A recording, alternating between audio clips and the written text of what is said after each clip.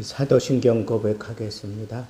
전능하사 천지를 만드신 하나님 아버지를 내가 믿사오며 그 외아들 우리 주 예수 그리스도를 믿사오니 이는 성령으로 잉태하사 동정녀 마리아에 일어나시고 본디오 빌라도에게 고난을 받으사 십자가에 못 박혀 죽으시고 장사한 지 사흘 만에 죽은 자 가운데서 다시 살아나시며 하늘에 오르사 전능하신 하나님 우편에 앉아 계시다가 저리로서 산 자와 죽은 자를 심판하러 오시리라.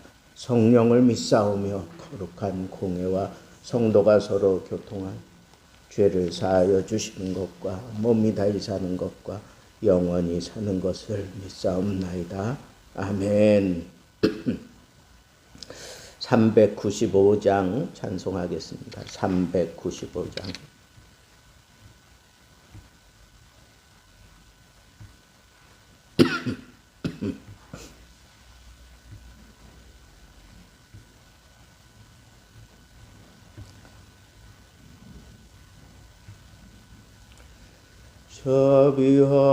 자비하신 예수여, 내가 사람 가운데 의지할이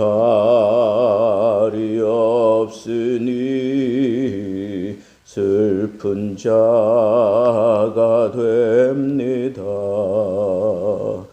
남이 애매하더니 밝게 하여 주소서.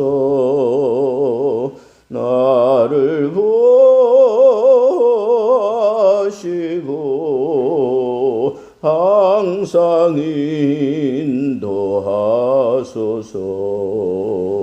죄를 지은 까닭에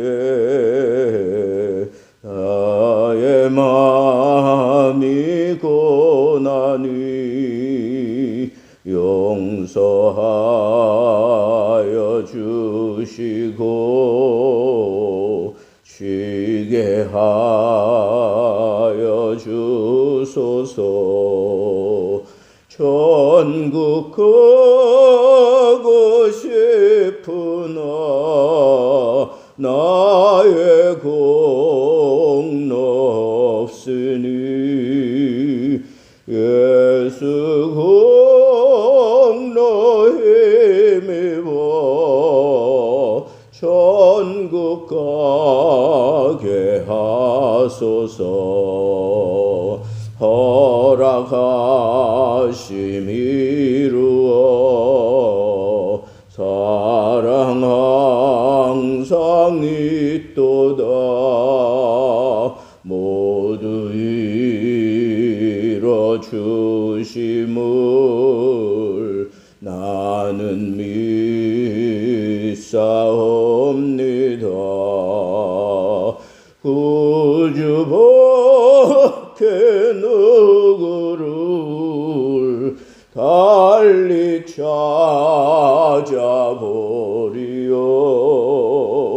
복과 영생 예수니 더 원할 것 없도다. 거룩하신 구주여, 비로 날 사셨으니 어찌 감사한지 말로 할 수 없도다. 주의 귀한 형상을 나도 입게 하시고 하늘 날아가서도 사랑하게 하소서. 아멘.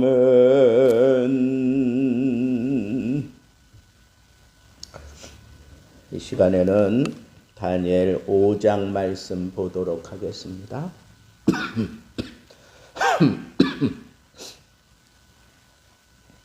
다니엘 5장입니다. 함께 봉독합니다. 벨사살 왕이 그의 귀족 1000명을 위하여 큰 잔치를 베풀고 그 1000명 앞에서 술을 마시니라. 벨사살이 술을 마실 때에 명하여 그의 부친 느부갓네살이 예루살렘 성전에서 탈취하여 온 금, 은 그릇을 가져오라고 명하였으니 이는 왕과 귀족들과 왕후들과 후궁들이 다 그것으로 마시려 함이었더라. 이에 예루살렘 하나님의 전 성소 중에서 탈취하여 온 금 그릇을 가져오매 왕이 그 귀족들과 왕후들과 후궁들과 더불어 그것으로 마시더라. 그들이 술을 마시고는 그 금, 은, 구리, 쇠, 나무, 돌로 만든 신들을 찬양하니라. 그때에 사람의 손가락들이 나타나서 왕궁 촛대 맞은편 석회벽에 글자를 쓰는데 왕이 그 글자 쓰는 손가락을 본지라. 이에 왕의 즐기던 얼굴빛이 변하고 그 생각이 번민하여 넓적다리 마디가 녹는 듯하고 그의 무릎이 서로 부딪힌지라. 왕이 크게 소리질러 술객과 갈대아 술사와 점쟁이를 불러오게 하고 바벨론의 지혜자들에게 말하되 누구를 막론하고 이 글자를 읽고 그 해석을 내게 보이면 자주색 옷을 입히고 금사슬을 그의 목에 걸어주리니 그를 나라의 셋째 통치자로 삼으리라 하니라. 그때 왕의 지혜자가 다 들어왔으나 능히 그 글자를 읽지 못하며 그 해석을 왕께 알려주지 못하는지라. 그러므로 벨사살 왕이 크게 번민하여 그의 얼굴빛이 변하였고 귀족들도 다 놀라니라. 왕비가 왕과 그 귀족들의 말로 말미암아 잔치하는 궁에 들어왔더니 이에 말하여 이르되 왕이여 만수무강하옵소서. 왕의 생각을 번민하게 하지 말며 얼굴빛을 변할 것도 아니니이다. 왕의 나라에 거룩한 신들의 영이 있는 사람이 있으니 곧 왕의 부친 때에 있던 자로서 명철과 총명과 지혜가 신들의 지혜와 같은 자니이다. 왕의 부친 느부갓네살 왕이 그를 세워 박수와 술객과 갈대아 술사와 점쟁이의 어른을 삼으셨으니 왕이 벨드사살이라 이름하는 이 다니엘은 마음이 민첩하고 지식과 총명이 있어 능히 꿈을 해석하며 은밀한 말을 밝히며 의문을 풀 수 있었나이다. 이제 다니엘을 부르소서. 그러하시면 그가 그 해석을 알려드리리이다 하니라. 이에 다니엘이 부름을 받아 왕의 앞에 나오매 왕이 다니엘에게 말하되 내가 나의 부왕이 유다에서 사로잡아온 유다 자손 중에 그 다니엘이냐. 내가 내게 대하여 들은즉 내 안에는 신들의 영이 있으므로 내가 명철과 총명과 비상한 지혜가 있다 하도다. 지금 여러 지혜자와 술객을 내 앞에 불러다가 그들에게 이 글을 읽고 그 해석을 내게 알게 하라 하였으나 그들이 다 그 해석을 내게 보이지 못하였느니라. 내가 내게 대하여 들은즉 너는 해석을 잘하고 의문을 푼다 하도다. 그런즉 이제 내가 이 글을 읽고 그 해석을 내게 알려주면 내게 자주색 옷을 입히고 금사슬을 내 목에 걸어주어 너를 나라의 셋째 통치자로 삼으리라 하니 다니엘이 왕에게 대답하여 이르되 왕의 예물은 왕이 친히 가지시며 왕의 상급은 다른 사람에게 주옵소서. 그럴지라도 내가 왕을 위하여 이 글을 읽으며 그 해석을 아뢰리이다. 왕이여 지극히 높으신 하나님이 왕의 부친 느부갓네살에게 나라와 큰 권세와 영광과 위엄을 주셨고 그에게 큰 권세를 주셨으므로 백성과 나라들과 언어가 다른 모든 사람들이 그의 앞에서 떨며 두려워하였으며 그는 임의로 죽이며 임의로 살리고 임의로 높이며 임의로 낮추었더니 그가 마음이 높아지며 뜻이 완악하여 교만을 행함으로 그의 왕위가 패한 바 되며 그의 영광을 빼앗기고 사람 중에서 쫓겨나서 그의 마음이 들짐승의 마음과 같았고 또 들나귀와 함께 살며 또 소처럼 풀을 먹으며 그의 몸이 하늘 이슬에 젖었으며 지극히 높으신 하나님이 사람 나라를 다스리시며 자기의 뜻대로 누구든지 그 자리에 세우시는 줄을 알기에 이르렀나이다. 벨사살이여 왕은 그의 아들이 되어서 이것을 다 알고도 아직도 마음을 낮추지 아니하고 도리어 자신을 하늘의 주제보다 높이며 그의 성전 그릇을 왕 앞으로 가져다가 왕과 귀족들과 왕후들과 후궁들이 다 그것으로 술을 마시고 왕이 또 보지도 듣지도 알지도 못하는 금, 은, 구리, 새와 나무, 돌로 만든 신상들을 찬양하고 도리어 왕의 호흡을 주장하시고 왕의 모든 길을 작정하시는 하나님께는 영광을 돌리지 아니한지라. 이러므로 그의 앞에서 이 손가락이 나와서 이 글을 기록하였나이다. 기록된 글자는 이것이니 곧 메네 데겔 우바르시니라. 그 글을 해석하건대 메네는 하나님이 이미 왕의 나라의 시대를 세워서 그것을 끝나게 하셨다 하며, 데겔은 왕을 저울에 달아보니 부족함이 보였다 하며, 베레스는 왕의 나라가 나뉘어서 메대와 바사 사람에게 준바되었다 함이니이다 하니, 이에 벨사살이 명하여 그들이 다니엘에게 자주색 옷을 입히게 하며 금사슬을 그의 목에 걸어주고 그를 위하여 조서를 내려 나라의 셋째 통치자로 삼으니라. 그날 밤에 갈대아 왕 벨사살이 죽임을 당하였고 메대 사람 다리오가 나라를 얻었는데 그때에 다리오는 62세였더라. 아멘. 5장을 쭉 읽어 내려가면서 그 내용이 머릿속에 다 그려지지 않으십니까? 5번째 우리가 읽었기 때문에 그 스토리로 되어 있는 이런 5장과 같은 내용은 그냥 읽어 내려가면서 모든 내용이 그냥 파노라마처럼 이렇게 쫙 펼쳐질 것입니다. 그런데 오늘은 특별히 메네 데겔 우바르신이라고 하는 그런 글자에 대해서 하나님이 왜 이 글자를 쓰시고 그리고 하나님께서 하나님의 그 심판을 행하셨는지를 우리가 좀 생각해 보도록 하겠습니다. 상당히 교만하고 그리고 뭔가 허세를 부리는 이 벨사살 왕, 유다 성전에서 가져온 그 금 기물들을 가지고 잔치하는 술을 받아서 서로 마시며 그리고 자기들의 신을 막 찬양하기에 이르렀습니다. 바로 그때 손가락들이 나타나서 이 벽에다가 이 글자를 쓴 겁니다. 메네 데겔 우바르신. 바벨론의 모든 지혜자들을 다 동원했지만 그 글도 잘 읽지 못하고 그리고 뜻은 제대로 알 수가 없었습니다. 글자가 나타나서 글을 쓰는 그 광경을 본 이 벨사살은 서로 무릎이 부딪힐 정도로 상당히 떨었습니다. 그리고 두려웠습니다. 그런데 그 글자를 해석하지 못하니까 너무 답답하고 힘들어하고 있을 때 그의 왕비가 들어와서 다니엘을 부르라. 그가 이 모든 것을 읽고 해석해 줄 것이다. 그래서 그 다니엘을 왕이 불러다 놓고 이제 해석을 듣는 겁니다. 근데 그 글자는 아주 간단한 내용입니다. 메네 데겔 우바르신. 이것은 세어지고 달아보니 부족하여 나누어진다. 한 문장이에요. 세고 달아보고 부족해서 나누어진다. 이게 하나님이 심판의 메시지로 주신 말씀입니다.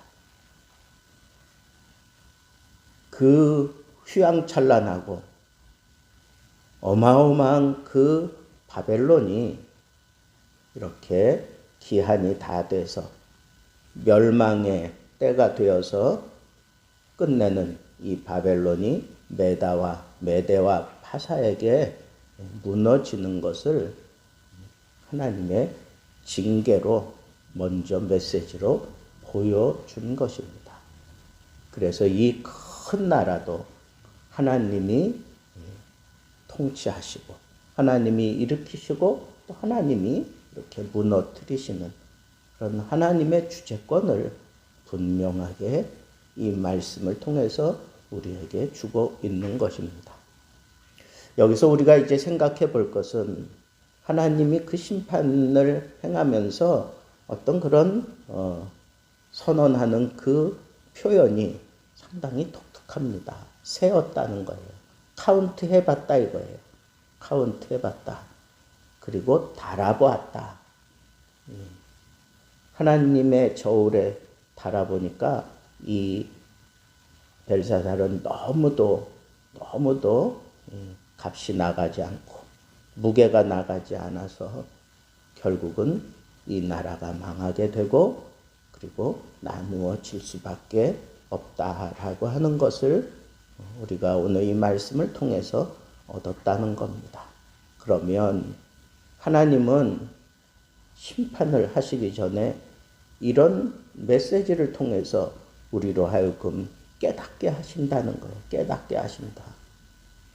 하나님은 하나님의 그 정해진 때에 심판을 하시기 전에 먼저 이렇게 카운트 하시는 거예요. 세어보시는 하나님. 하나님이 이 땅 위에 처음 홍수를 통해서 온 지면을 다 물로 심판하실 때에도 사실은 이렇게 세어보셨습니다. 그 확정적인 증거가 무드셀라라고 하는 이름 속에 담겨져 있었어요. 무드셀라. 그것은 창을 든 사람이라는 뜻이에요. 그러니까 하나님의 심판을 이 무드셀라가 969세를 살았잖아요. 그러면 1000년이나 되는 그 세월 동안 하나님의 징계에 대해서 그렇게 분명한 메시지를 전했던 겁니다. 여러분, 하나님은 심판을 하시지만 사람들 입장에서 볼 때는 갑자기 심판당하는 것 같지만 실상은 하나님은 기다리고 참으면서 그 수를 세고 계시는 분이다 라고 하는 이 사실을 우리가 놓치지 말아야 할 것입니다. 또 하나님은 이렇게 달아보시는 하나님이에요. 무엇을 달아보시나? 한나가 사무엘을 놓고 난 다음에 하나님 앞에 하나님은 우리 행동을 달아보신다라고 그렇게 얘기를 해요. 내가 하나님 앞에 이런 행동을 하고 저런 행동을 하고 하나님 앞에 기도하고 그런 모든 행동을 하나님이 다 저울대에 얹어서 달아보신다는 거예요. 그래서 그 저울대가 너무 부족하면 바로 그때가 하나님의 징계가 임하는 때다라고 하는 이 사실을 우리에게 간접적으로 표현해 준 말씀이다라고 생각해야 된다는 거죠. 그리고 우바르신 이것은 나누어진다라고 복수형이 돼서 이제 나누어지는 거죠. 완전하게 다른 사람에게 넘어가는 것을 말하는 겁니다. 근데 이 메네메네 데겔 우바르신 이것은 그 바벨론 사람들이 읽을 때에는 한미나, 한세겔, 그리고 반세겔 이런 식으로 읽을 수밖에 없어요. 그러니까 거기에 하나님의 뜻이 들어가서 읽어낼 때는 메네메네 데겔 우바르신이지만 그렇지 않고 그 문자만, 그 글자만 볼 때에는 한미나, 한세겔, 그리고 반세겔. 이게 도대체 무슨 뜻인지 정확히 의미를 그 사람들은 알 수가 없는 거죠. 그러면 하나님의 뜻을 아는 사람들은 메네 데겔 우바르신 이렇게 읽지만 하나님의 뜻을 모르는 사람들은 그냥 한미나 한세겔 반세겔 이런 식으로 읽는다는 거예요. 이게 무슨 의미일까요? 하나님은 하나님의 백성들에게 깊은 내용을 터득해서 알게 하신다는 거예요. 하나님의 징계가 임하기 전에 분명한 그 메시지를 하나님을 믿는 사람들은 제대로 그것을 보게 하신다는 거예요. 그러나 안 믿는 사람들은 아무리 하나님의 메시지가 강렬하게 주어져도 손가락이 나타나서 글을 쓰는 그런 강렬함에 사람들이 막 사시나무 떨듯이 떨지만 그 글자를 제대로 읽을 수 없다는 거예요. 하나님의 백성들만 그렇게 읽을 수 있는 겁니다. 주님께서도 이렇게 비유를 통해서 말씀하실 때 이 비유를 통해서 말씀하시면 하나님의 백성들은 그 비유를 통해서 그 뜻을 잘 알지만 안 믿는 사람들, 이방 사람들에게는 그 뜻이 무엇인지 도무지 깨달아 알지 못하도록 그래서 비유를 하신다라고 그렇게 예수님도 말씀하셨습니다. 여러분, 우리는 늘 우리들의 그 영성을 좀 살펴봐야 돼요. 벨사살의 아내 그 왕비가 쫓아와서 다니엘을 부르라.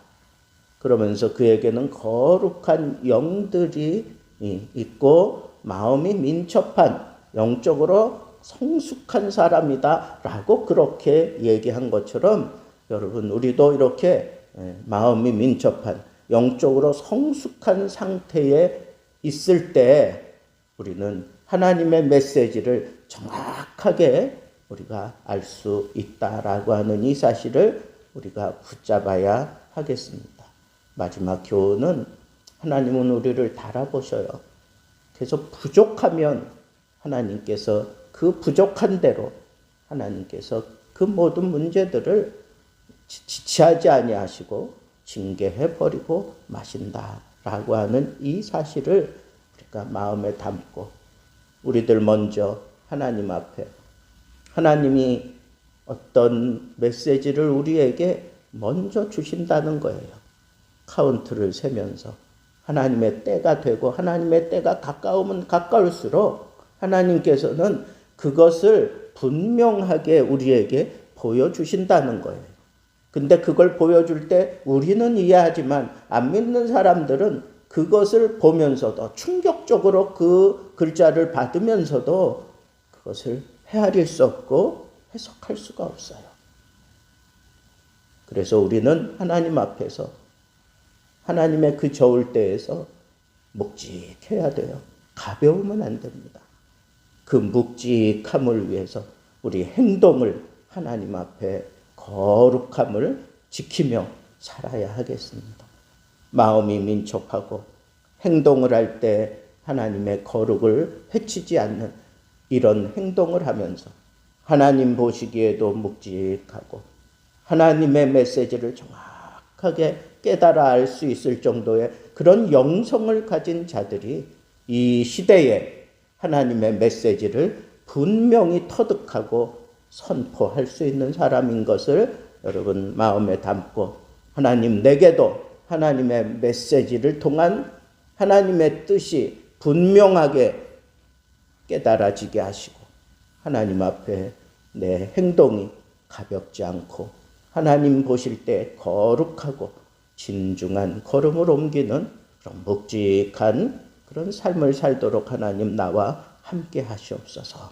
하나님 앞에 이 낮 시간에 우리 기도하도록 하겠습니다. 설라경 집사 작정 예물 드렸습니다. 사랑하는 하나님 아버지, 우리는 세상 사람들과 다르기에 하나님이 우리에게 메시지를 주시면 그것을 우리는 정확하게 깨달을 수 있고 그리고 그 깨달아진 것을 통해서 하나님의 징계를 우리가 대비할 수 있고 또 세상 사람들에게 선포할 수 있습니다. 아버지 하나님, 이를 위해서 우리는 영적으로 무겁게 하시고 우리의 행동이 무거워져서 하나님의 저울 때에도 부족하지 않고 하나님이 하나님의 메시지를 줄만할 정도로 우리의 영성이 뛰어난 그런 모습을 갖추고 살면서 하나님의 심판을 우리가 이 세상에